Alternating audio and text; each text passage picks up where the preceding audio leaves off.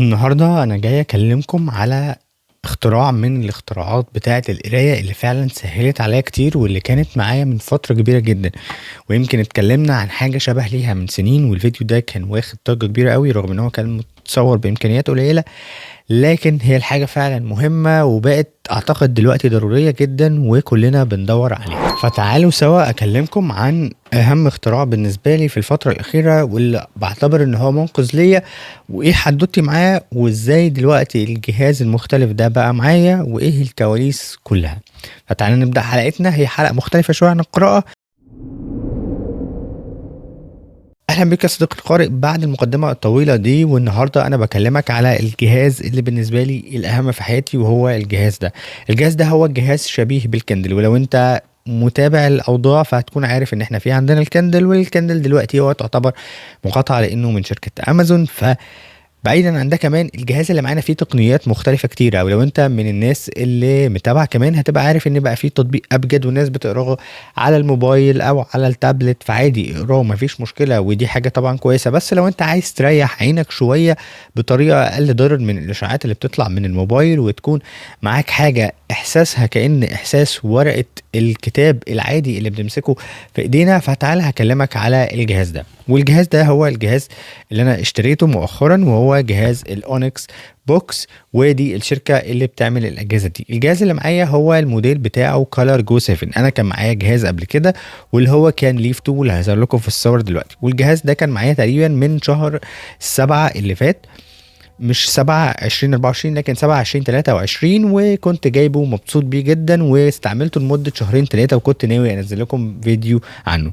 بس للأسف حصلت حادثة ما فيه والشاشة بتاعته اتكسرت مني. مش هقدر اقول مشكلة في الجهاز، لكن كان سوء استخدام كده حصل والجهاز باظ. لكن قعدت ادور كده وادعبس واشوف الضمان وكده. طبعا الضمان مش بيدعم سوء الاستخدام، لكن اما قعدت ادور لقيت ان في مركز صيانة في الامارات ممكن يساعدني ان هو يصلح لي الشاشه. دورت في مصر بس ما لقيتش للاسف، وفعلا بعته مع بنت خالتي اللي ساعدتني كتير قوي في الموضوع ده، وعايز اشكرها جدا على الموضوع ده. وهي ساعدتني في انها اخدت الجهاز مني، وفعلا الشركه صلحته. بس كان وقتها ظهر الجهاز الجديد واللي هو جو كولر 7، فقلت ليه ما اعملش الابجريد ده ويبقى بفرق الثمن ان انا اجيب الجهاز ده اللي هو الالوان واستفيد بيه، وهيكون ابجريد لطيف جدا. طيب بعد الحكايه دي تعالى بقى اكلمك عن ايه هو الجهاز ده اصلا. الجهاز ده هو حاجه زي الكندل. لو انت جاي وعارف ايه الكندل فهو شبيه للكندل بالظبط. هو عباره عن جهاز قارئ الكتروني بيساعدك على قراءه الكتب. فلو عندك اي كتب بصيغه البي دي اف او بصيغه الجهاز القراءه الالكترونيه اللي هي المختلفه اللي بتقدر تتحكم في الخط وبتقدر تتحكم في امور كتيره قوي، فالجهاز ده شبههم جدا. ولو انت مش فاهم ايه اللي بتكلم عنه اكتر او ايه هو الكندل، هسيب لك حلقه دلوقتي من الحلقات المشهوره جدا في القناه اللي اتكلمنا فيها عن الكندل بشكل موسع وبشكل كبير جدا. وكمان في بلاي ليست عن قراء الكندل او قراء الكتب الالكترونيه بشكل عام موجوده هنا على القناه، تقدر ترجع لها عشان تفهم اكتر عن الموضوع. طيب ايه المختلف في الجهاز بتاعنا ده، او ايه المختلف في الاجهزه الالكترونيه اللي بعيده عن فكره الكندل؟ دلوقتي بقى في اجهزه الكترونيه بتعتمد في نظام التشغيل بتاعها مش على نظام مقفول زي الكندل، واللي هو نقدر نقول عليه شبيه في عالم الموبايلات بالايفون، لكن هو بقى في نظام الاندرويد اللي بينزل على الاجهزه دي، وبقت ب يعني سبيكس او بحاجات امكانيات تقارب حاجات الموبايل. يعني الجهاز ده مثلا بيجي برام 4 جيجا وبيجي بسعة تخزين 64 جيجا، دول تحميل داخلي. وكمان في مكان ان انت تقدر ان انت تحط ميموري كارد لو عايز، بس اعتقد المساحه دي كافيه. كمان المميز بقى زي ما قلت ان هو بيشتغل بنظام الاندرويد، فبتقدر تنزل اي تطبيق عليه زي ما انت عايز، ومن اشهرهم طبعا زي ما احنا عارفين تطبيق ابجد. كمان فكره ان هو بيدعم الالوان، وطبعا مش بنفس قوه الالوان اللي موجوده على الموبايل، لكن بيدعم الالوان بشكل لطيف جدا، ومن خلاله بتقدر تستمتع شويه بتجربه مختلفه. طيب هيجي في بالك أسئلة كتيرة قوي، وده اللي عايزين نقسمه للحلقة. هنقسمها جزء إيجابيات وسلبيات، وممكن أسئلة أنا متوقع إن أنت ممكن تكون عايز تسألها. وفي الآخر طبعا لو في أي سؤال أنت عايز تسأله سيبولي تحت في التعليقات، وممكن نعمل حلقة تاني عن الموضوع ده بشكل اوسع وبشكل اكبر لو الاسئله كانت كتيره وكانت محتاجه ان احنا نتكلم عنها في فيديو. تعالى اكلمك الاول عن السلبيات اللي ممكن بشوفها في الجهاز ده. او في اجهزه القارئ الالكتروني عامه. بس خليني اكلمك على تجربتي مع الجهاز ده. بالنسبه لي الجهاز ده سيئاته او المساوئ اللي فيه قليله حبتين. الجهاز ده من الحاجات القليله اللي فيه ممكن تكون الاستجابه بتاعته. بس الاستجابه بتاعته، شايف الجهاز ده بالامكانيات الجديده بتاعته، الاستجابه بتاعته اسرع شويه من الجهاز اللي كان معايا قبل كده سواء الليف 2 او الكندل. الاستجابه بتاعته سريعه هنا نوعا ما. لكن اللي بواجه فيه مشكله ساعات لما باجي افتح تطبيق ابجد، لما بدوس كده على التطبيق بتظهر لي علامه ابجد دي او الشاشه الرئيسيه، وبتاخد وقت شويه. يعني وانا بكلمهم كده هي لسه مفتوحه على نفس الشاشه، وبعد كده بتفتح هي، فبتاخد يعني عدد من الثواني، على عكس لو فتحناها على الموبايل بتكون اسرع. واعتقد لو مع اجهزه اقوى شويه هيكون الموضوع اسرع. فيمكن ده نوع من انواع السيستم بالنسبه له تقيل برضو على نوع من انواع اجهزه القارئ الالكتروني. دي حاجه من الحاجات اللي انا واجهتها مؤخرا.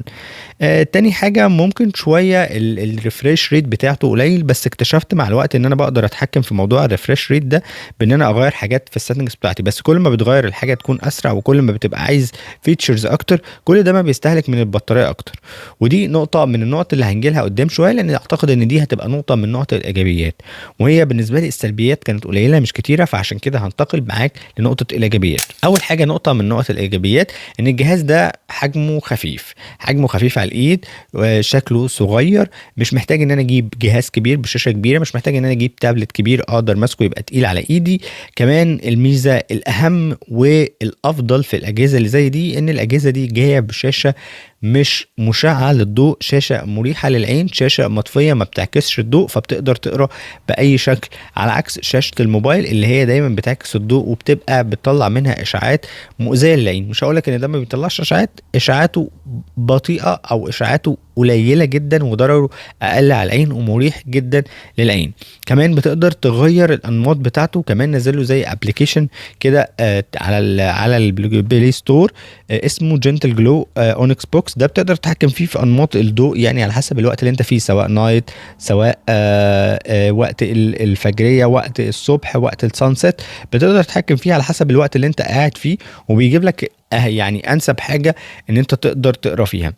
من المميز كمان بالنسبه لي في الجهاز ده تحديدا فكره الزرارين دول اللي بقدر اقلب بيهم وانا على الصفحات وانا على ابجد، فببقى ماسك الجهاز وانا نايم كده وعادي بقدر اقلب فوق وتحت. ده من الحاجات اللي بتخليني اشتري الجهاز كده. يمكن عندي شويه مساحه هنا فاضيه مش مستغله، لكن بالنسبه لي الزرارين دول حلوين جدا. في اجهزه من غير الزرارين دول، وفي اجهزه كمان من الاونكس ده بتبقى اكبر طبعا في الشاشه، وبتبقى كمان بتدعم القلم ان انت تقدر تستخدم القلم لو عايز تكتب نوتس بيه وتحس كانك بتكتب على ورقه بشكل لطيف جدا.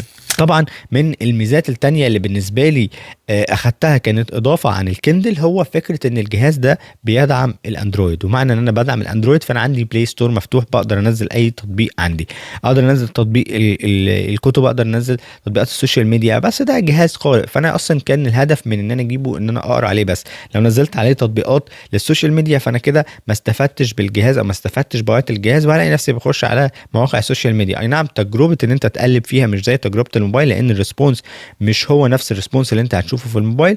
وكمان ده بيشتغل بتقنية الحبر الالكتروني، مش بيشتغل بالتقنية بتاعت الموبايل والبيكسلز وكده. فهتلاقي دايما ان ممكن الكلام داخل في بعضه عشان الريفريش ريت بيبقى مختلف، وطريقة السيستم او طريقة المعمولة للجهاز ان هو يشتغل بيها طريقة مختلفة. كده انا جاوبت تقريبا او قلت الايجابيات بالنسبه لي في الجهاز ده واللي زي ما شرحتها لكم كده.